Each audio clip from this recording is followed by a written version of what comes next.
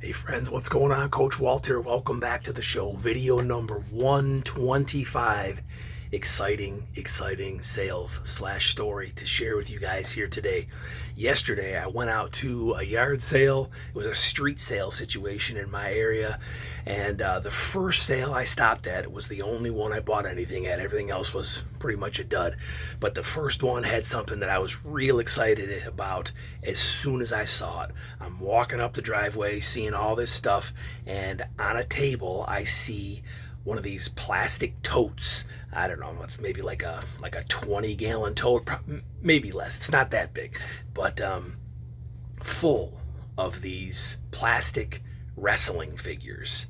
Now, I'm 53 years old, so my wrestling days go back to like the 80s when we were watching the original WWF guys, Junkyard Dog, Hacksaw Jim Duggan, Hulk Hogan, those kind of guys. But wrestling is super popular all the way up till now, and I'm assuming probably forever going forward. I'm out of it now, but when I saw these guys, I'm like, okay, this is something. Let's see what they're asking. So they were asking $3 a piece, and this bin is like filled to the top. My guess is there was probably somewhere about 50 figures in there, $3 a piece, and like the thing is full. $3 a piece is just too much for these things. I mean, unless you got someone that's, you got a kid who just loves these things and they want to buy them to play with them, okay? You got someone that's looking for a certain figure, okay? Maybe they would do it. But in this case, at $3 a piece, way too much. So I'm looking through, I see some of the faces that I recognize, and I asked the guy if he knew how many were in the box. He said he thought probably 40 to 50, so we were on the same page. And I said, well, what would you do if I bought the whole thing? So he goes over, he wants to do a count. So he comes back, said, okay, there's about 45 in there. And I go, okay, so what do you think? So that's over 120 bucks. He said, I'll take 80. I said, well, I was hoping you were going to say 50. He said, well, maybe I would do that. So now I go count them, and there are over 60. I get up to 50, and there's still a dozen or so more in the box. So I said, you know what? I'll offer you 50 if you'll take it. He goes, you know what? I'll take it.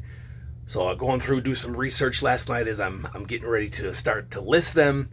The first one sold already for $29.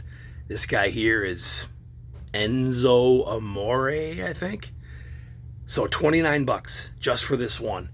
And when I woke up this morning, a lot of 3 that I had put together, it's the same character but different figures of Rey Mysterio. $25 for those 3 figures together. They were both, one was a little over $6 to ship the box, the other one under $6 to ship the box. So I haven't done the math yet, but we're already halfway back to even, and then the rest is just going to be pure profit. Now, chances are there are definitely going to be some of these that are more the no-name guys that very likely wouldn't sell by themselves. So as I'm going through these, I'll pull out the good ones, I'll list them individually, and when it gets down to the more nobody guys, I'm going to put them all in a big lot. I'll probably put it on auction, start it at a price that I would be content to sell them for, and just let them go for what they go for. So when you find these wrestling dudes, now you can't overpay. Like $1 each is probably the most, unless you really know what it is you're looking at, and a certain one is valuable. But when you see these type of things, if you can get a whole bunch of them, less than $1 a piece, because like I said, it's probably 60 or more that I paid $50 for, it's a good deal. So do me a favor, like the video, subscribe to the channel, and we'll see you all next time.